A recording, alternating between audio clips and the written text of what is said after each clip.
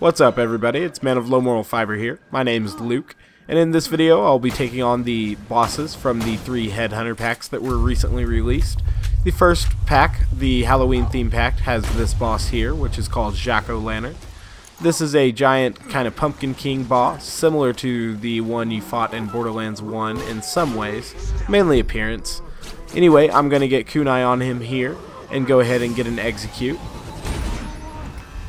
Now, he does have a healing mechanic where these little pumplings that are spawning now will actually heal him when they sit on or around his shoulders.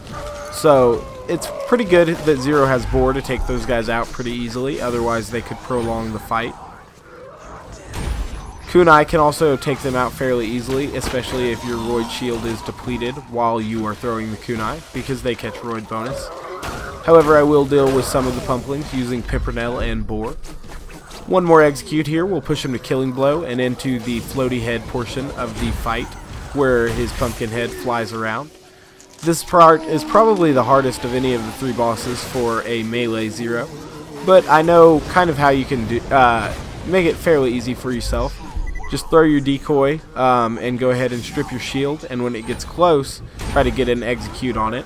I got an execute there, but it wasn't a real particularly good one. I'll go ahead and shoot it with the Pimpernel a couple times, just so I know that it has a little extra damage to it, while my deception is on cooldown. Go ahead and throw my decoy again, and this time I get a better execute, and it actually kills the pumpkin head. One more pumpling here before we move on to the next boss. This boss is obviously an allusion to the Hunger Games, and it's from the second Headhunter pack, which is, you know, featuring Mr. Torg. And yeah, I'd say this one was probably the least favorite of the 3 Headhunter packs for me, because they made you listen to that awful story. I'll go ahead and kill these tributes real fast before Wattle Gobbler is vulnerable. I guess actually as it becomes vulnerable, I'll go ahead and kill these guys. This will make it easier to concentrate on the turkey boss itself. Alright, I'll go ahead and get the turkey boss slagged. I'll strip my shield here before I go into deception so that my kunai will catch the Roid bonus, and once more before the execute so that my execute catches the Roid bonus. And that's enough damage to kill the Wattle Gobbler. We have one more tribute here, and I'll go ahead and take him out. Just had to wait for execute to get off cooldown, or deception rather. Alright, now for the 3rd and final Headhunter pack boss. This, unless they release another one, which I think is a possibility. Anywho, this boss is called Zer0 Snowflake, or something along those lines, like his abominableness, or something like that. Anyway, he's got a pretty cool summoning mechanic, where you ring these bells and he's going to come out from over there. He's got a cool animation for it. Notice how his hat slides out onto the ice here. He'll dive into the ice, come back up under the hat, putting it on his head, and then do like a football charge into the cliff here, knocking you back pretty far. I don't know, I thought that little pseudo cinematic was pretty cool. This is probably my favorite boss of the 3. He's got the most varied attacks, I believe, and he's pretty tough.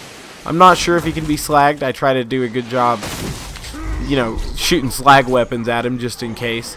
I have to do some testing to determine if he's actually slaggable. But obviously same strategy as most enemies with melee. Just avoid and skirt damage until you're able to get enough executes to push the boss into Killing Blow range.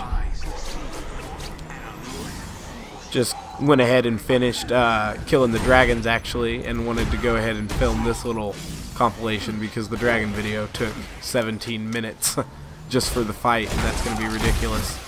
I figured this would be a little bit easier and more refreshing, and it absolutely was. The OP8 dragons aren't any fun at all, but you can look forward to that video. If you guys haven't yet, please take the time to subscribe to me. It would help me out, and you'd know when my videos will be coming out and stuff. Definitely appreciate that, guys. Otherwise, I thank you very much for watching. I do appreciate it as we go ahead and get the last execute on Zer0 here, Tinder Snowflake. He's not dead until you actually remove his hat here. This is kind of an allusion to Frosty the Snowman, which was one of my favorite childhood movies actually. That's pretty cool. So I'll be sure to show you guys my gear and skill build at the end of this. Like I said, guys, I really do appreciate you watching.